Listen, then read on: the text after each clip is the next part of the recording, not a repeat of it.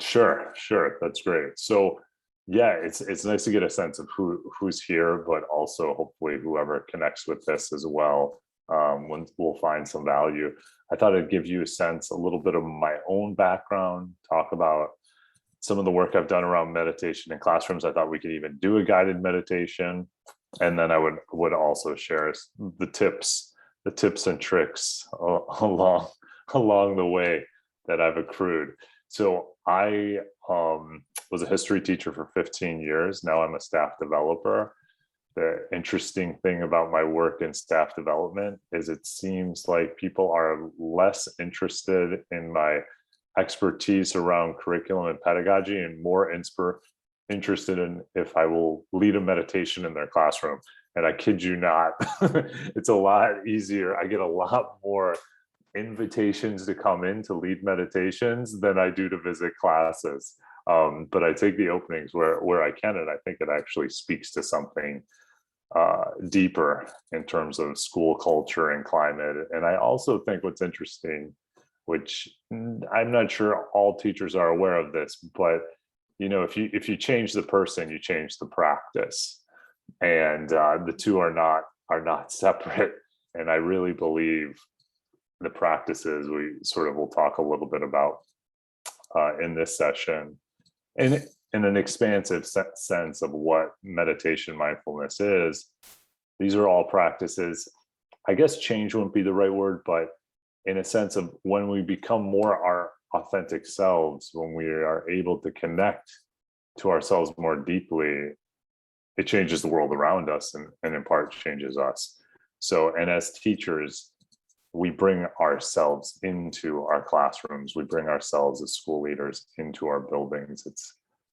There's very little separation, and so I think it's these practices are unavoidably will alter someone's teaching.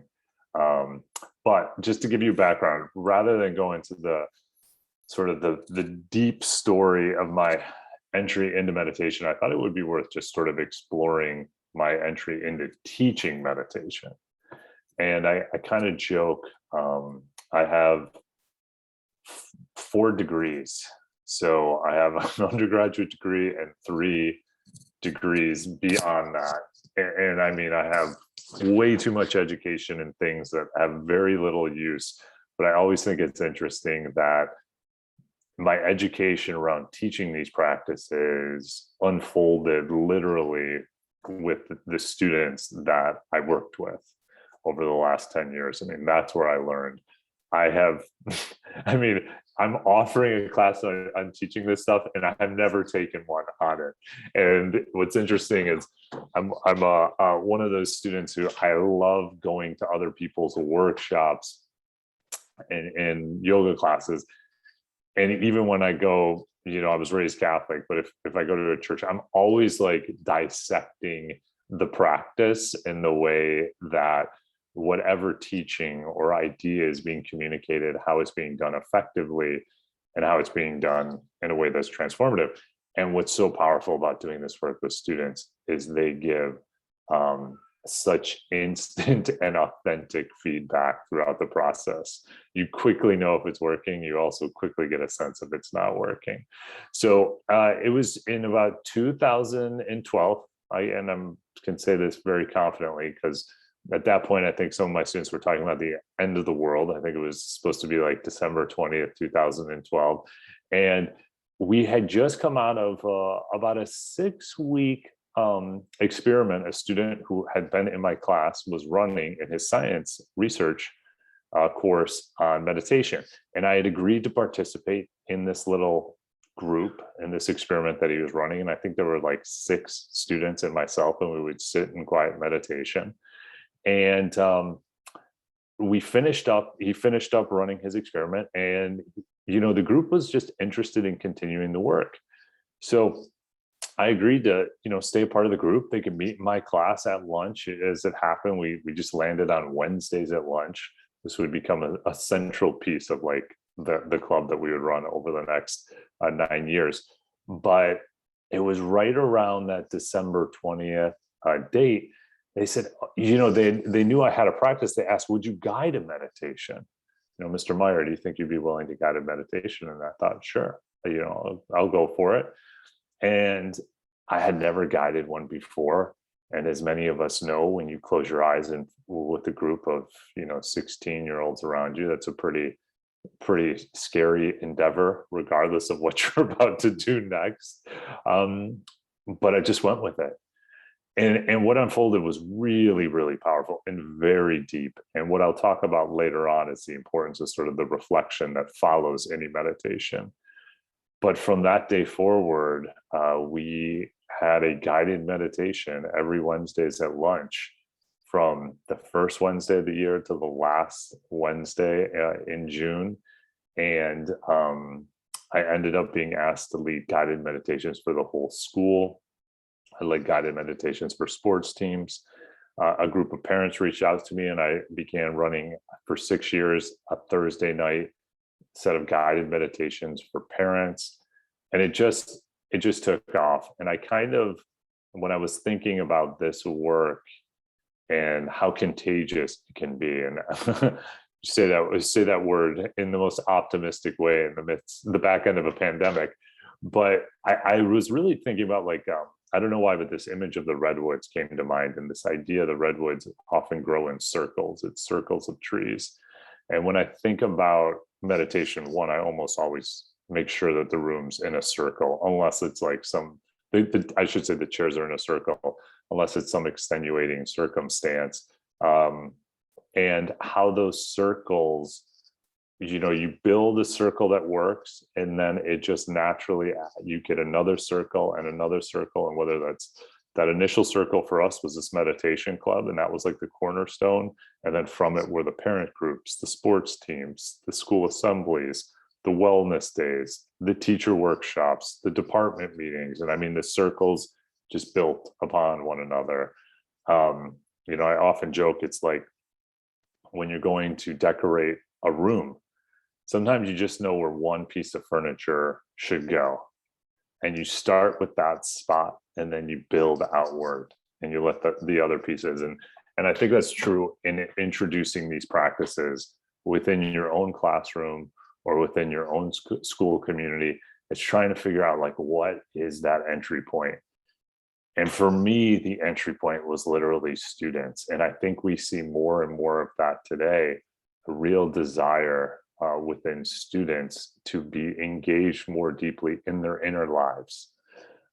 So much of their life is being pulled out of them. And a lot of that also is disempowering, as they have to turn over their sense of well-being to how many likes they have, or friends, or responses. And so anything you can do to sort of disconnect from that aspect, those distractions, and reconnect to the self, is just a powerful, powerful tool. So when I think about this work, I also think, I had originally written a book, Three Breaths and Begin, which like details these practices in greater depth. But I often think it's important to remember, meditation, it's not going to change your classroom as much as it will deepen it. So meditation is not something that will necessarily resolve problems. In fact, sometimes it will surface problems that were already there. So this is an important clarifying piece when people begin to introduce these practices. Like, I really, when you first begin these practices, I really am hesitant to open a class or open a year with a meditation practice unless you are a well-vetted identity within the school community and your students know you very well. I usually kind of joke, it's like the wait till Thanksgiving to smile. I kind of say, like, wait till Thanksgiving to lead a meditation. And actually, it's a perfect time, because you can do one around gratitude. Everyone else is showing movies. You lead a meditation. Students are feeling accomplished over the first part of the year. All those norms within your classroom are established, and the meditation will hold within this space. But it's not a practice to necessarily try to fill an empty space at the end of a lesson. It's never something that should be retrofitted on, or an afterthought, or something that would be fun to do today. It has to have an intentionality to it. And I think this is an important distinction to make the work really last and also be meaningful to students. Um, when you think about this work, and I've seen it done well, but I've also seen it done poorly. People come back from a workshop, and then that next day they're ringing bells in their classroom, and they're wondering why the students are laughing. Like you really need to embody it and set it up, be patient and be slow. And I think starting too with just simple moments of stillness, simple moments of silence, maybe extending a moment of a reflection that students write after a reading or something that they've seen. But you can slowly start to build their bandwidth and capacity for this work without them realizing what they're actually doing. I mean, this is like the foundational practices of these contemplative traditions. It's reading and writing. I mean, our modern universities came out of these monasteries. So when we think about this, we can leverage what we already have to start to expand that bandwidth within students, so that when you decide we're going to put the desk to the side of the room, let's make a circle, and you drop into a meditation collectively, it's like a culminating experience that you've been building towards. You would never just give students a quiz or an assessment or some sort, a paper to write, without having scaffolded the components leading up to that experience. And I think that's really important when we think about meditation, and something we often neglect. Like, we expect this meditation to be a magic bullet. And I say to adults, and a lot of adults have joined the clubs and come, and people, I'm sure this is true for many people who are on this call and listen to it. It's like, you'll get people reach out to you, hey, can you tell me like how I should meditate? I'm like going through some challenging stuff. And I think the important thing to remember about this is, it's like, this is not a practice you learn in crisis. It's a practice that will carry you through crisis. But just like our classes, you have to build it from the beginning very intentionally. And that's sort of what I want to talk about today. So I'm going to give some tips and some thoughts, and then I'm actually going to take us through these pieces, and then I'm going to lead us in a guided meditation on the back end. I was trying to figure out when I'm going to do this, but intuitively, I feel like the back end's a great space. Some quick things to think about when it comes to meditation, and I talk about this a lot more in 3 breaths, but the first thing is the space. You never do anything pedagogically or around the mindfulness or SEL unless you are comfortable with this space. I actually today was leading a guided meditation of a group of students. It was a club that invited me to come in.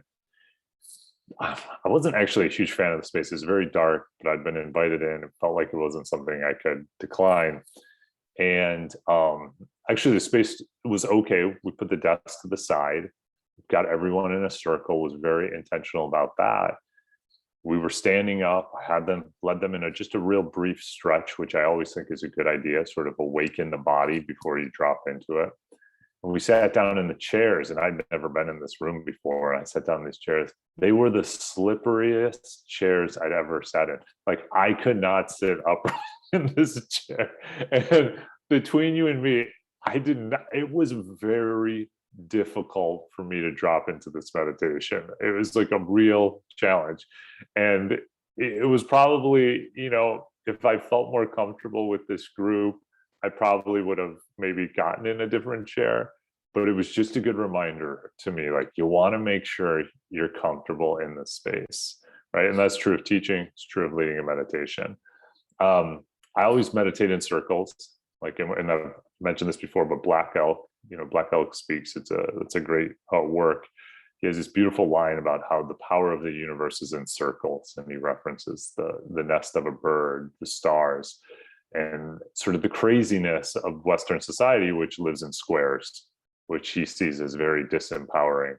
And I think if you are doing any work, and this is beyond meditation, but if you want to deepen the work or the sense of connection and community in your classroom, put the chairs in a circle, remove the desks, have students, their hearts exposed, sitting across from one another, looking at one another. It's also a great way they can't like hide their phones, like so they're very present. It can be very vulnerable at first, and you can acknowledge that, but it will also allow them to drop in deeply.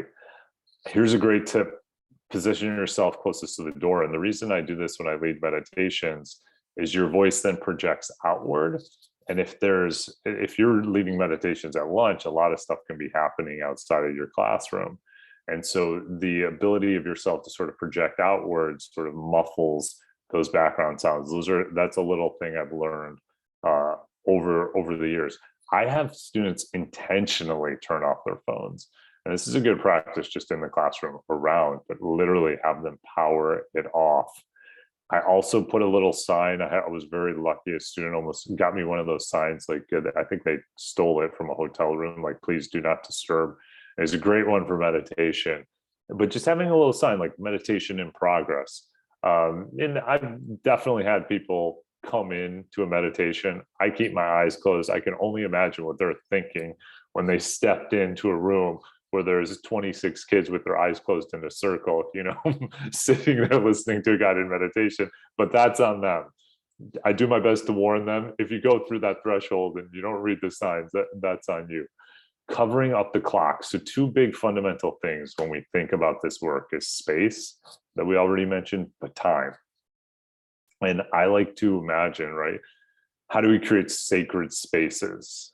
And the classroom has the potential to be a sacred space. And I'm a historian, and I've been so lucky to actually travel to many sacred spaces throughout the world. But what I think is a universal concept that exists within these spaces is they exist outside of time. When you move into a sacred space, you're no longer aware of time, right? Time takes on a completely different sensibility or dimension in many ways. Like, that's sort of the portal. As you move into the space, it shifts the time. Our classrooms should be spaces like that. So I have definitely broken clocks, covered up clocks, dismantled clocks, but trying to remove the time piece, meditating or teaching, is so powerful and such a gift. And what's incredible about that, and this is probably true of most teachers, they're listening to this, it's like teachers got their own internal clock, and when you trust that clock, it's rarely off. You know when to make the turn in the lesson, you know when to close it. And the same is true of the meditation. And you don't ever want students to feel rushed in a meditation. That could be like one of the worst things, especially rushed when they're sharing and reflecting out at the end. And the last thing I mentioned here is just keeping the windows open, the lights off. It's like trying to work with that natural energy and environment, even when it's cold. And the cool thing about COVID is generally we keep our windows open. It's not so crazy anymore, and students are used to it. But it's a great way of sort of setting the space. Yeah, there's so many potentialities for what you can get when you set that space with the intentionality. You have this experience with your students, whether it's silent or guided or some type of reflective act, and that allows them essentially to connect more deeply to their own hearts, and it also allows you to connect to your heart, and that's where the two of you make a connection together, right? It's like a heart-to-heart connection, which can be so powerful. So all this work is really, at the essence of it, it's about opening our hearts, right? It's about becoming more present within our classrooms. It's moving beyond the to-do list and starting to think about the being aspect of it. I've written a lot about the heart, and I mentioned this last time I think as well, but I actually had open heart surgery about 3 years ago. And what was so wild about that is, I thought, oh my God, I'm really taking this open the heart thing literally. This is getting too intense for me. But the amazing piece about that surgery, and it was very fortunate, it was something I guess I was born with. I actually had a bicuspid valve. Most people have tricuspids. I like to think it was like too much love was flowing out of my heart. So we had to find it, sort of recalibrate that. But after I gotten out of the surgery, and this was a long surgery, I think I was in surgery for about 6 hours or so. And at one point, like my heart had been stopped for, I think, about 45 minutes, 60 minutes. So it was really a Egyptian, experience of resurrection here, right? But when I woke up, I can still remember this. And I was in the ICU, and it was like midnight. No one was there. I think my family, my wife had gone home. They had told her, he's going to be out of it. It could be a while. And there was one nurse in the room.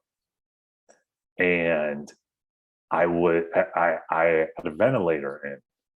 And I remember thinking, I just want to get this thing out of my mouth. This is like a very uncomfortable situation. And the nurse said something like, I don't know how I remember this, but you got to be awake for like 30 minutes before we'll do this. So I thought to myself, no matter what happens, just keep your eyes open. Just like as hard as I can, keep my eyes open. So soon enough, I don't know, she decided they could remove it. And they removed it. And I'll never forget that first gasp of breath. And I always think, we come into this world with the breath and we leave with the breath. And when we think about COVID, it's been about the breath. And even with the masks, it's the breath. But it's the breath that actually has this capacity to bring us back into ourselves. And it's such a simple tool to help students reconnect to themselves, right? I mean, something that is so present in our lives and yet we ignore so much is this incredible tool for moving more deeply in.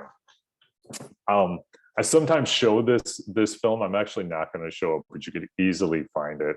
And it is a great video. It's about 8 minutes in length, called The Bull Rider, and it's on the New York Times Op Docs.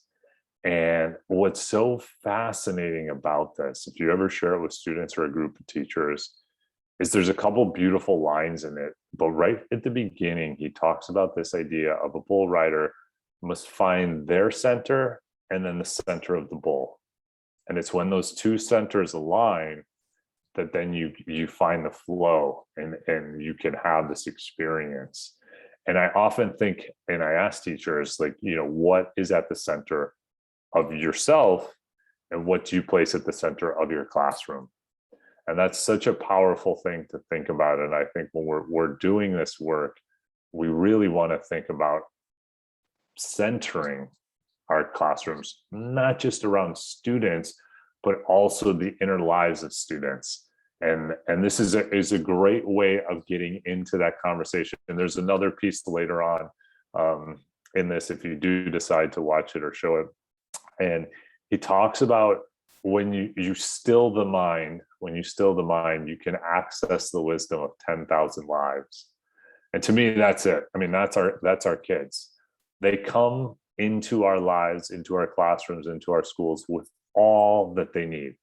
I mean, they have the answers. They're all there. It's our work is to bring those pieces forth. And I think meditation can be a very, very powerful tool in helping to surface that. It's a complete shift from sort of the archaic and traditional notion of filling the minds of the learner.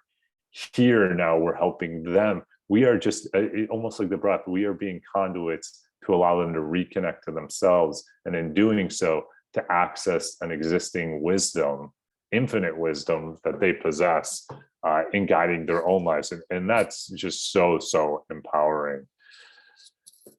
I came up with a few years ago this idea in response to the Common Core. I call it the contemplative core. It's a big word. You can see where my mind's at. And if you could see in my bookshelves behind me, well, one side over here is all my son and daughter's books. So that's a lot of Peppa the Pig and the pigeon books. But on the other side, you would see a lot of contemplatives, Thich Nhat Hanh, Thomas Merton. That's sort of where my mind is at. But when I think about the contemplative classroom, it's more than just a classroom that practices meditation, although that's a component. I think it's important to remember that we should slow down our classrooms. Like that's a very simple act. That's very powerful. I find, unfortunately, I used to be able to say, I think at the secondary level of education was the most fast-paced, but unfortunately with the sort of infiltration of testing all the way down to the little ones in elementary school, we already can see the anxiety, the pressure, the speed that teachers are feeling. And once you start to introduce that into that class, I mean, nothing kills intrinsic motivation like rushing someone. I mean, it's as adults, I mean, we all hate being rushed. Just have someone get right behind you as you're driving somewhere, and you're like, my God, just stop pushing me. All right. And that is so true for students. So I think one of the simple tools I love to reiterate in this work is just slowing down the classroom.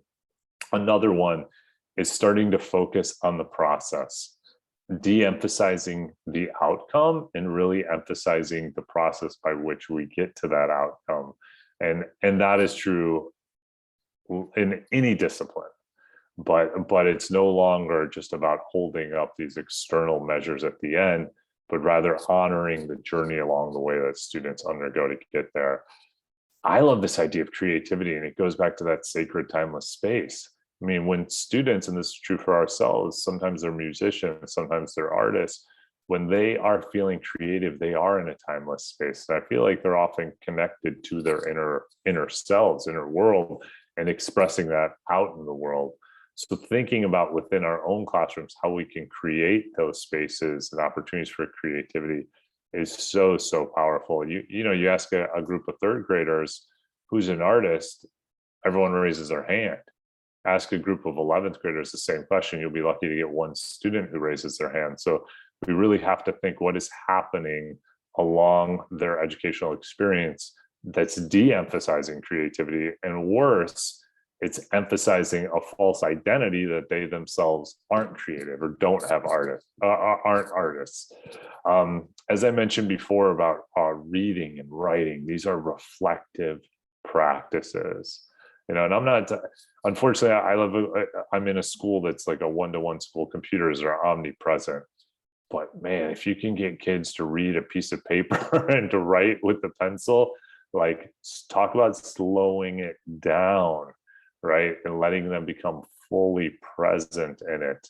So powerful. I mean, you don't send someone a typed thank you note. I mean, you might, but if you could handwrite a note, right? The power, the connection between the hand and the heart is all there. Model compassion.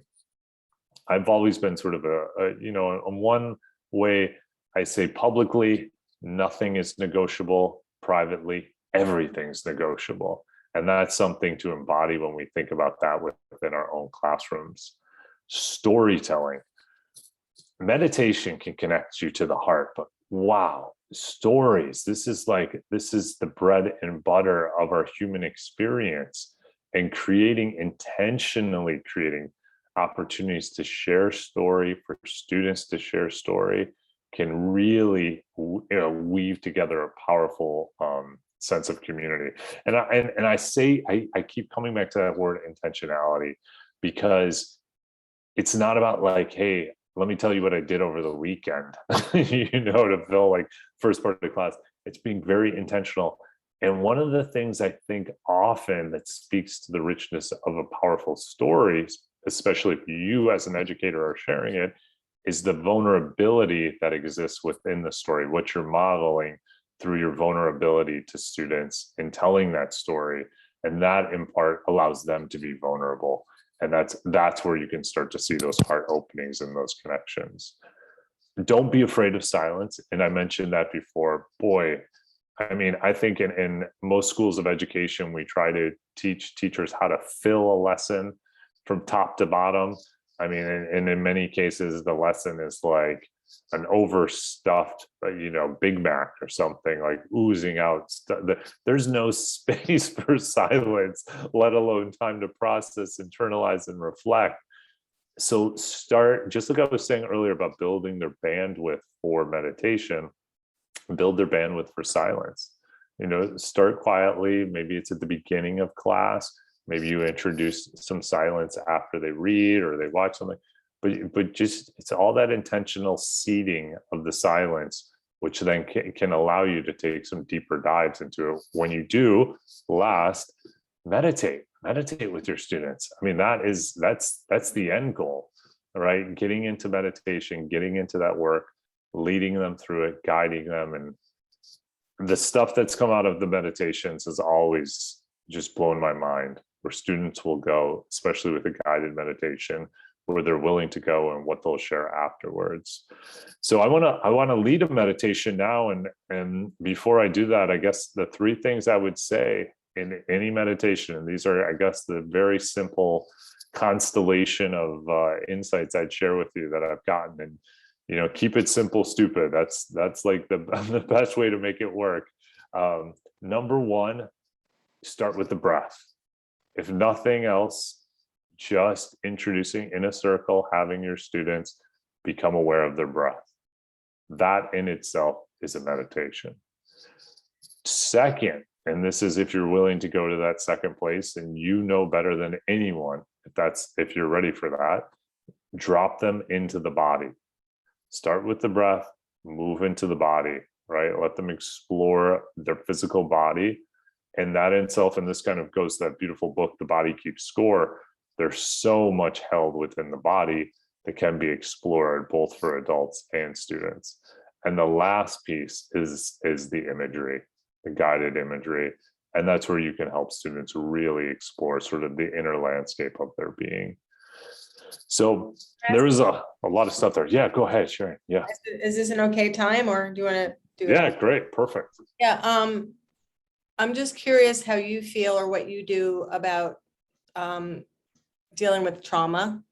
As you probably, well, you might not remember, but when I introduced myself the last time we met, I mentioned that I was trained in trauma-informed yoga and such. And like, it's so rigid in terms of you don't have to have the students close their eyes and make sure that they understand all the parameters and et cetera, et cetera. Do you like clarify that in the beginning, or do you not do anything with that? I teach middle school, so it's a little different than teaching high schoolers in terms of that. So how would you enter this situation? Yes, that's a great question. And I actually just led a meditation with a group of middle schoolers, and you're right, it's sort of like a different language or tone. Everything's an invitation. That's so important to establish from the beginning. Even I always say, I'm going to close my eyes. You don't have to, but I can't do this with my eyes open. I also think it goes back to that earlier point about I usually don't begin or introduce a meditation or like that practice until a few months into the year when I know the students. This is really important, like having that kind of a relationship, if you can. The last thing, and this kind of goes to the intentionality, I've led many meditations. Almost I would say 98% of the time, at the end of a meditation, generally, students will share. Like I could literally go around the circle and they will all share. When a student hasn't shared something, it has consistently, to me, been a significant red flag that something is going on. Now, I'm not trained in dealing with what that something might be, but I have always followed up with students. I've always taken them afterwards, usually immediately, like talk to them. Hey, let's go check in with a school psychologist. Would you come with me? I just want you to, touch base with your guidance counselor. And the crazy thing about it, I mean, the number of times, I think you would probably be far more capable of actually dealing with this than I would. But usually I know who to get them to who can deal with it within the school community. And they will often respond, how did you find this out about this student? Like, how did you know this? And literally, I didn't.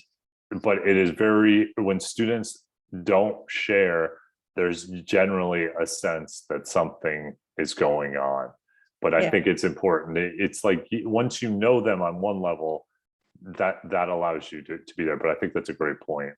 Yeah, I think I'm just going to start a meditation club at our next rotation, and then whoever wants to join it, separate from my mindfulness, because mostly in the mindfulness I do actual activities that include, art and writing and activities that make them think, but they're not really keen on the mental body scans and the, mindfulness and such. In terms of mindfulness within, I've tried it, and they're very squirrely, although I have done it with kids that have come specifically for that. So I think I'm going to try that again. And I have had kids cry at the end of situations where, it's been like, oh, I have to, definitely check in with them. So it can be a little bit tenuous sometimes. Yeah, I think you raise a great point. And as I mentioned in the beginning, like this all first began with a meditation club, and that by its very nature is an invitation. Like if they show up, there's a willingness. Yeah. But as I began to introduce it within my own classes too, there seemed to be also a willingness, a real desire for students. And the beautiful thing about meditation, it's like the ultimate tool of differentiation. I mean, everyone talks about like differentiate the curriculum, yada, yada, yada. Students close their mind. They have the potential. They can go as far or as shallow as they want. And it's, and often they need to just get used to it. But that's what's really beautiful. I always say, as long as you're breathing, you're okay. You stop breathing, then we got another issue here. And that's the only problem. But otherwise, this is just an invitation. So I think that's such a great point. And then there's a larger culture shift that begins to change that, when you see like almost like it's a part of the culture and expectations, but that's much, much later on. And that probably took like 5 years before the school community got to that place. Yeah. I'm sorry, I'm talking so much. My last point, if that's Yeah. okay. I'm noticing, and I've been doing this on and off for a few years, but because of COVID, there was that gap, and I'm noticing the kids are a lot less focused, and we're all noticing, and it's in the whole country. Like that gap really happened for them, and so developmentally, they're not as where they should be, and their ability to sit and focus is not where it should be. And I'm noticing that particularly the boys are having a really hard time when I do any of the mindfulness activities, like identifying strengths or being able to come up with things that they can offer to the community, or, what's something you can shine out to the classroom and make it like a really safe space. And, I'm finding that the boys are having a much harder time, and they're joking about it and such. And I think it's just our culture in our country, unfortunately. But I wonder if you've noticed that too, at least with the younger kids. Yeah, I definitely think kids are more fragmented, and there's just like this, just fragmentation of their being. What comes to mind as you say that, which I've always found powerful, and I've been able to do this in history classrooms, but archetypes, I think, especially those tools, like the archetype of it's something I would draw upon in a guided meditation, but I think even just the imagery as students explore that, particularly young men, is very powerful. And if there's some way it can be connected to, it's not like what's lacking so much in our society too, right? Is like these just rituals, but sort of rites of passage, like real moments where we demonstrate mastery. Like that doesn't exist in school. Like you don't have that in many places. You just keep going. So somehow, I think in particular, I found that with some of the young men, and I mean, probably the majority of people who come to the groups, especially the meditation club, it's probably like 60-40, 80-20 girls, guys. And you get some pretty extraordinary young men who do show up, but in general, you have some really dysfunctional sense of masculinity that's pervasive in a lot of school cultures, and we see this in spaces. So it's like you're hitting up against that. I mean, I'm fortunate, I think, because of my voice and times my appearance, that like, oh, this guy he's got a deep voice or something. I don't know. He's like a man or something, you know. And so if he's meditating, like it's it's giving me this space to do it. But that's a real challenge in it. And you even see it with like, I mean, not to bring Aaron Rodgers into tonight's talk, but it's like it's this real grappling with the identity. And that, I mean, well, we've seen this over the last 4+ years, but that's a shift, right? And what power looks like, or vulnerability being true power. And that, wow, you know, if you can infuse that in kids, but that's hard. That's hard work because they're seeing a lot of stuff that's the opposite of that. So I totally hear what you're saying. Yeah, thanks. Yeah, yeah, sure. Does anyone else have any questions or thoughts or sharings? Well, should we do one meditation to close the evening? I think that'd be cool. So this is how I would do it if I were in the classroom with you or wherever in our meditation circle. So we'd have our chairs in a circle for sure. And I would have us like rub our hands together, which is always a great idea. And I always have the students, it's just like, I don't even know if this works, but a student always says, I do this like bending in and out. And it's like, I say it's for the texting and typing, that you get all that good snap, crackle, pop. And I think it does create a sense of release for the kids, because they are holding their phones, holding so much so tightly. And then do a little twist to the right, a little twist to the left. I might even have them look up or look down, but I always remind them, you know, you want to have that verticality because you have that open highway between your heart and your mind. When I lead a meditation, and maybe you'll end up doing this as well, virtually sometimes, but I always like sort of dim the light a little bit to reduce the blue light. And you guys can completely dim your lights. You can turn off the camera. Generally, I would turn off my own camera, but I'm going to keep it on, so it can be modeled here. But I would be sitting upright. I'd encourage the students to place their hands on the tops of their legs, to be comfortable. Nothing rigid, but being vertical. I would encourage them also to let their feet be on the ground. Like, that's an important idea, that your feet be connected and grounded. Then I would say, let's take a deep breath together. We breathe in, and as you exhale, close our eyes. And we just take a few breaths in, really just filling up our lungs, feeling our shoulders rise. And then as we exhale, just sort of letting our arms release, beginning to drop into this chair or this seat. And then just taking these few deep opening breaths, really encouraging the students, encouraging yourself to let the breath be long. Let the breath be slow. And most of all, let the breath be deep. Feel the breath as it fills your whole lungs, feeling your shoulders rise. As you breathe in, feeling your shoulders relax. As you breathe out.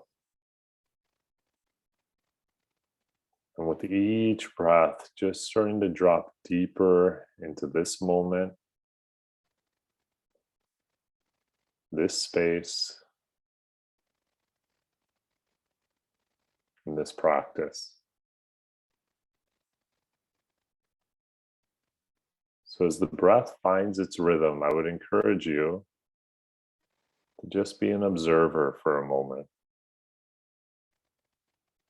You can almost imagine standing at the edge of an ocean or next to a river, but just watching the breath as it comes in, watching the breath as it goes out.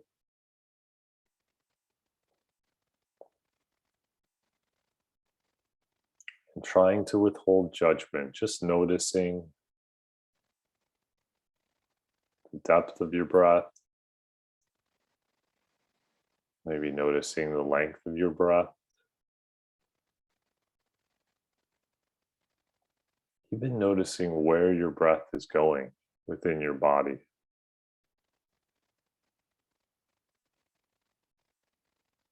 And as you take this next inhale, you can start to send your breath to places. Maybe first letting your breath go up into your shoulders and your neck. As you exhale, feel your arms release and relax. As you take your next breath, feeling the breath drop into your heart space. Maybe feeling your heart beating within your chest. But even more deeply, noticing any emotions that you're holding there. Maybe your own, maybe someone else's. But again, just observing, just watching, and just moving deeper and deeper. And as you breathe even deeper, letting the breath move through the heart space, let it travel down your spine, maybe even into your stomach or your core. That can be a space too where we hold things, words we've swallowed, things we felt we couldn't say. And just check in with that space. And when you do find a sticky spot or a heavy spot, just send a small piece of breath there. Let it open. Let space be created around it.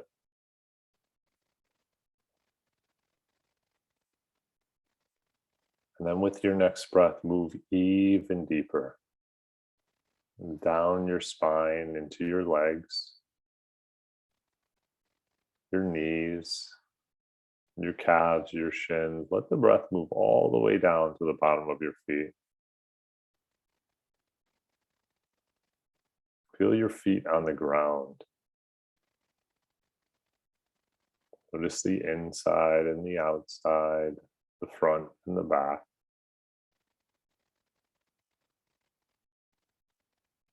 And as you take this next breath, almost imagine the breath could travel through the whole length of your body.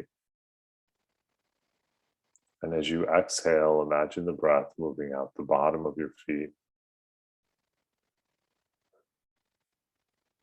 You can almost imagine as you exhale out the bottom of your feet, just feel and picture just roots growing down into the ground. Long and deep roots. And as those roots go down and ground and connect to the earth wherever you are, you can take another breath, and any of those sticky spots or heavy spots within your body, you can exhale and just let them go right down through the bottom of your feet, right down through those roots to the center of the earth. And you can take another breath and almost imagine just like turning on a faucet, just letting all of that energy move through you.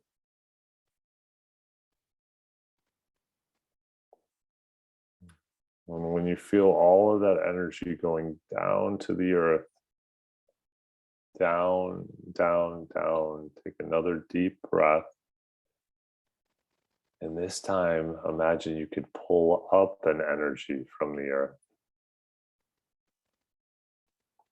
This time, imagine you could breathe up through the bottom of your feet, through those roots, an earth energy.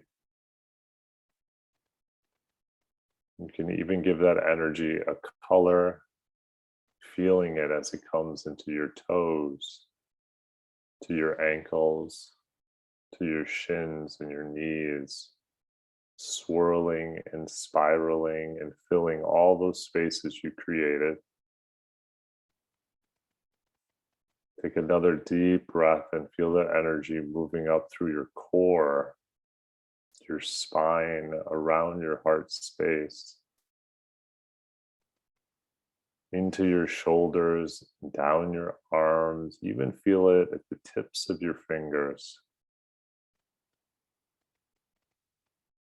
And then take another deep breath until that energy comes right up through the crown of your head. Almost imagine it like a fountain all around you,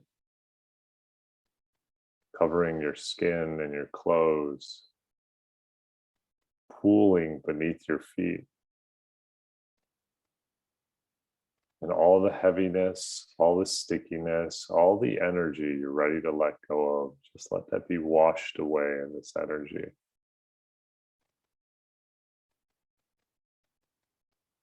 Take a deep breath and feel your whole being in this moment. Feel the energy of the breath you breathe in, the energy of the earth that you breathe up. Feel the energy of your heart as it beats within your chest.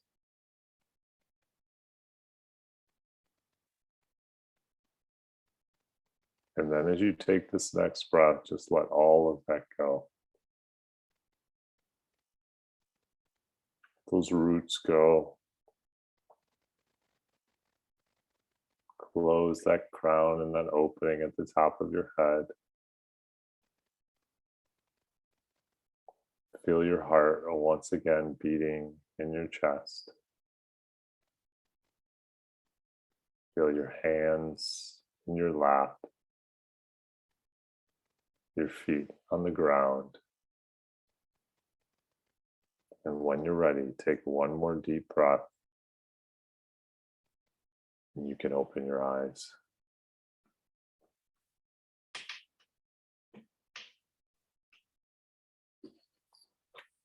So, yeah, thank you guys so much. That actually, it's almost at the hour, but I don't know if anyone wants to share any thoughts from the meditation. It felt like a group we could go a little deeper, literally into the earth. But I don't know if anyone has any thoughts or anything they'd like to share. I'll turn off the recording.